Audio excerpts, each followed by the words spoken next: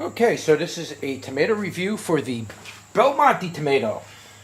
Alright, so what do we know about the Belmonte Tomato? Well, I know it's a Italian heirloom. It's an old world heirloom, meaning that when Italy first started cultivating their tomatoes back in the 14th or 15th century, they really started coming up with a lot of varieties of tomatoes, and one of those varieties was this, and it was the Belmonte tomato. And this tomato was kind of bred more or less for tomato sauces and tomato cuisine. This is a Solanum lycopersicum. It is indeterminate, and it is a regular leaf tomato plant. Now, it's not one of the easiest producing plants. You really got to give this plant some attention, and you really got to, just keep your eye on it, and, try to encourage it to flower, and you'll get a pretty decent harvest. But I only, at best with this tomato variety, at best I've only been getting about a dozen tomatoes off it. If I grew it in an open field and had really good soil, I'm sure I can probably get 30 or 40 tomatoes off of one plant easily. But you really got to grow it in an open field environment. You're trying to grow it in containers and in greenhouses and stuff like that. You're going to have your struggles with this plant because it's really going to want to produce more plant material rather than fruits. So you're going to have to give it some attention.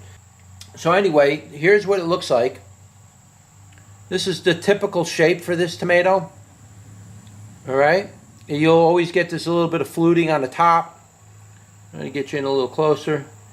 Kind of get that fluting look right there. And it's just a very gorgeous tomato. I'm very much like this tomato for the flavor. It's really got a classic Italian tomato flavor type taste. It's really designed for that, and there's good reason for it. So let's cut it open, show you what it looks like on the inside.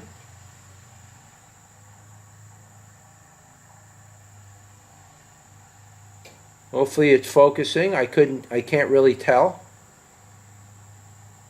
but that's what it looks like. And let's do a bricks. Now it looks kind of like a little bit dry this year, but I've had these tomatoes where if you let them ripen all the way, they get really juicy. You can't, blame the tomato for being dry. Okay, it's a little above 6 on the bricks.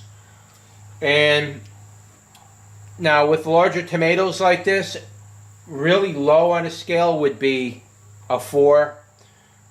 At 4 and below is really low for the sugar content and mineral content, and 8 is generally, for tomatoes this size, is a good amount of sweetness for a tomato this size.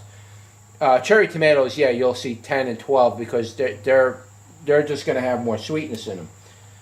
But for these bigger tomatoes, you're not generally going to see much more than 8. And if you do, you really got some really good stuff going on there. So let's take a slice off of that. I'm going to take another slice out of that because I don't think that one, I squeezed maybe too much of the juice or the seeds out. Let's try another slice. Well, this year it's not very tangy. I remember last year it was a little bit better than that, but this year the tang is kind of low, probably 25 on the tang. Sweetness was probably about 22, so they were both kind of low. Wasn't very sweet, but the tomato flavor itself was coming through much clearer, so you're not being obscured by the tang and the sweetness. I was really able to taste the tomato, and it really does have a really good, nice tomato flavor. I don't know any other way to put it. I mean, other than like a good tomato sauce. This tomato would absolutely make a great tomato sauce. It's really bred for that purpose. So I'm not sure what else to say about it other than the fact that it just tastes really good. Again, the tang was low, and so was the sweetness. Not sure what was going on this year. I guess just because the weather was really bad, it might really have affected a lot of my tomato flavors, but I don't know. As soon as I get out of this place and I can get to a new location, we will definitely regrow this tomato in new soil, new conditions, and a new environment, and I'm sure I'll get different results. It's just, this is the typical up here in the Northeast. It's very unpredictable, especially when you rise in elevation above 1,000 feet. You start having problems with, especially tomatoes. They're really hard to develop flavor. You really need the right kind of soil and the natural landscape. Yeah, compost and all that stuff's good to add to soil, but you still need that dirt. That dirt that you're growing them in is really what's going to give you that flavor. So I just need to get to a new location where the soil actually will make the fruits taste better, and we'll revisit all these tomatoes at some point. But I'm not rating tomatoes this year, so just keep that in mind. I'm not going to be rating them. But this is a tomato I would definitely grow every year.